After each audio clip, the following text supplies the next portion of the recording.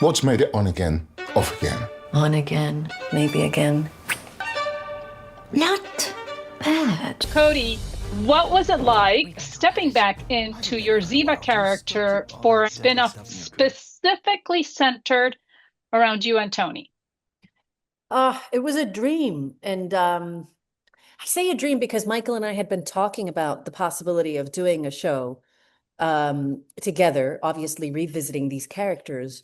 And it took a while. We met with important people at Paramount and CBS, and the timing thing sort of had to happen, you know?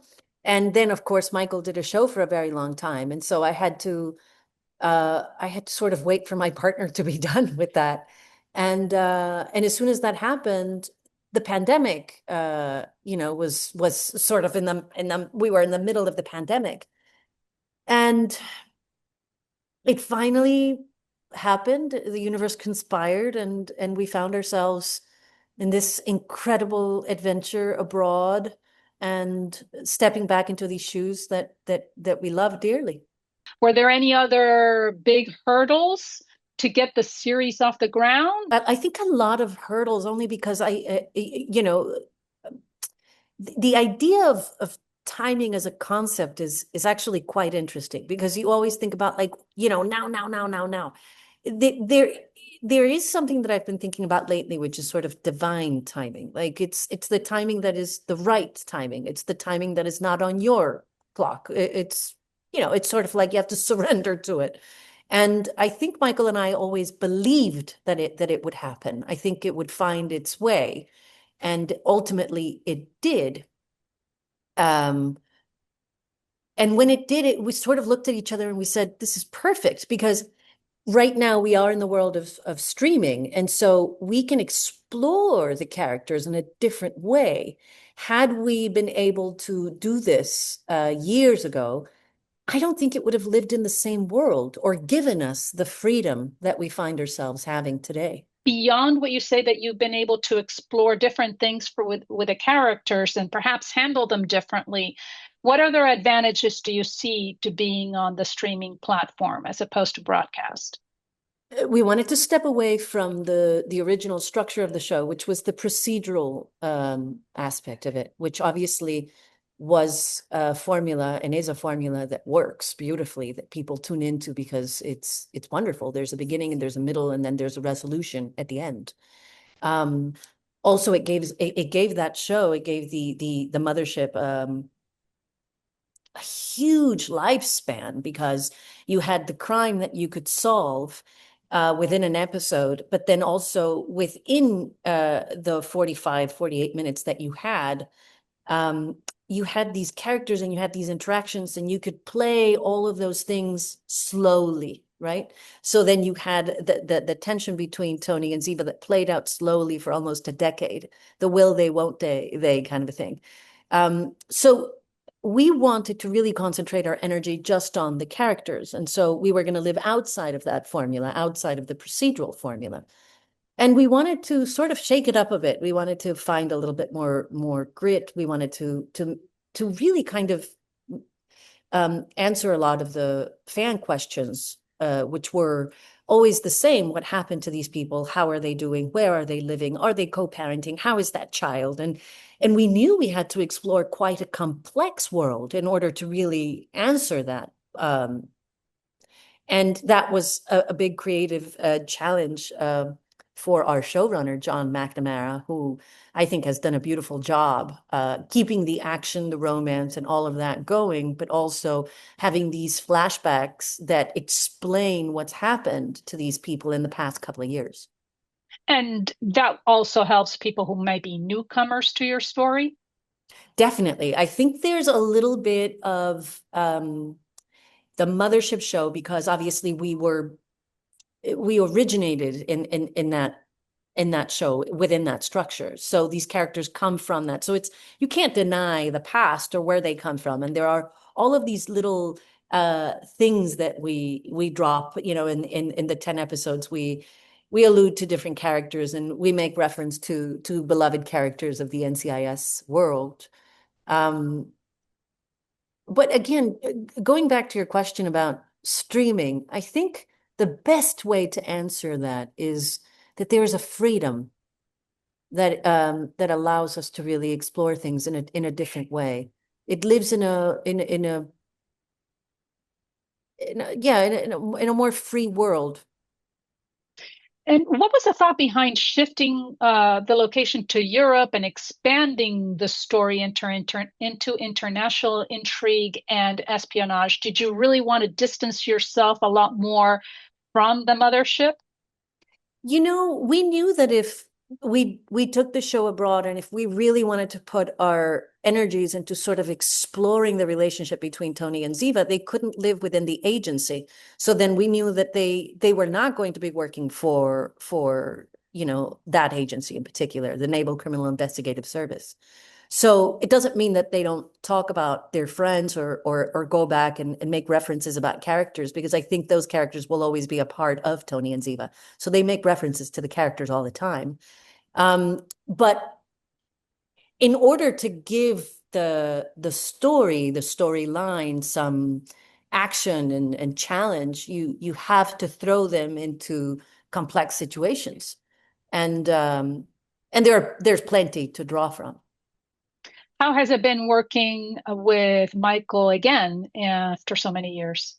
It's been great. It's been great. Michael and I are friends and co-workers, and we've known each other for a long time. So it's 20 years in the making. And we thought at one point, are we going to be able to sort of recreate the same thing that we had back in the day, And I think it was early on that we sort of stopped asking those questions, because those questions always come with a little bit of pressure also. Like, are we going to throw ourselves back into trying to find something that, and I said, hey, it's best if we just trust what's there. I mean, you and I have a special connection, and sometimes in our fields, you vibe with people in a very fun way. And that's not to say that we haven't had our challenges. I think we're great friends because we've been able to navigate a lot of things, and we're able to talk about a lot of things too. We're really close. We're good friends. Would you consider this also to be kind of like an evolution of the characters? Completely. That's such a good word. Definitely. 20 years, imagine, we started working together in 2005. So it's literally 2025, and we started doing the show 2024. So 19 years after we met, we sort of looked at each other and we were like, did you ever think, and of course, never in a million years, you'd think that 19 years afterwards, you'd be revisiting something that was so special to you. Um, and it's exciting. It's exciting to be able to answer the questions of so many fans, but it's also exciting to work with my friend again. And I think there's going to be something for the fans there. They're going to get what they want, as far as they're going to get their characters back, but their characters are not the versions of that they left 20 years ago. I mean, they've gone through their own evolution as people, and they have a child, and they're trying to co-parent, and they're they're trying to communicate, even if communication sometimes is it's very hard. You may have feelings that come up that kind of complicate things for these two people, and ultimately, I think that's what the fans really want. They want to be able to see that chemistry. They want to be able to see those characters again, but they want to be able to see, like, what happened between them. They had something special. Well, and the answer is they still do. They're just trying to navigate it. So, as you pointed out, there has been the evolution, but the dynamic has changed a bit with Tony and Ziva's priorities as protective parents in play in the middle of danger, right? So, you are now a mom. How did that real life role influence your approach to portraying Ziva as a mother? I think everything changes. I think you understand things from a primal standpoint. Those fighting sequences, they were like really intense. And you'd say that obviously the younger Ziva was a better fighter, but we talked about the notion of being a mother and how that takes everything to a different degree. now you're not fighting a bad guy. Now you're fighting for somebody that is your life, you know? And so it changes the intention of the fight. Also, you know, Tony and Ziva and Tali, they are a unit, they're a family unit. In spite of what's going on between Tony and Ziva, the will they, won't they, oh my God, are they? You know, that whole thing. They're still a family. And so they have to always work together to make that work, you know, the family part work. And I think that's the beauty of the show. At the end of the day, it's a love story, but it's really also it's a story about people who need to be there for their child. So Tony and Ziva marks your first time as an executive producer alongside Michael Weatherly. How hands-on have you been in the creative process, and how important will that be on any projects you do moving forward? That is such a cool question. It is my first time. We just finished the first season. We were part of, for example, luxuries like the casting process. We were able to sort of meet our actors before we actually met them. We auditioned people.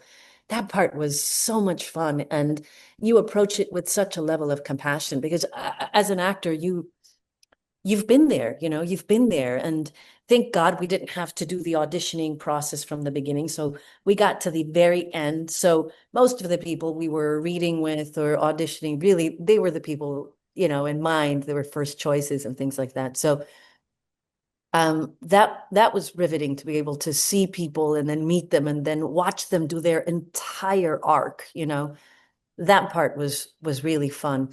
As far as the beginning of the show, I'd say a couple of ideas were thrown around by Michael, a lot of ideas, obviously, by John, who's brilliant, and then some ideas were thrown, you know, into the universe by me, and then John did the brilliant thing of trying to piece everything together, and then that became kind of, you know, his own little challenge because he wrote a couple of episodes and then he was writing as we were shooting. So by the time we were in episode 4 and 5, Michael and I were in the thick of it. You know, we were just shooting and just right there every day and making it work and showing up. And so being there for the cast was great. Every day showing up and, you know, being greeted with smiles, that was great. The creative process being involved, especially at the beginning, was great. I would say overall it's been I'd say kind of organic, if that was the you know, only because I feel like we've been living with these characters for such a long time. What are your expectations for the series moving forward? Oh God. You know, all I can tell you is how our first season was. And it was, Michael and I looked at each other a couple of months ago. We were having like a tea or something, and he said, "How was it for you?" And I just said it was, and kind of at the same time we said it was healing, and then it was kind of like a dream. We got to revisit these characters.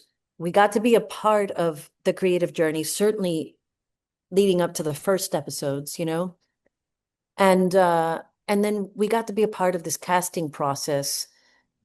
And then we got to meet all of these people that, you know, became a part of this new family that we've created. You know, we've certainly been a part of that creation. It's a huge, big luxury. And we feel so grateful to just be able to be a part of it, to just be able to say, hey, we had this idea many years ago and it came to fruition. That's all I could say. You know, as far as expectations go, we don't know if expectation would be the right thing for me. I think I'm just grateful to have had the opportunity. I know you just finished this and it's about to premiere, but have you zeroed in on doing any new projects next? Film, TV, working with a particular director?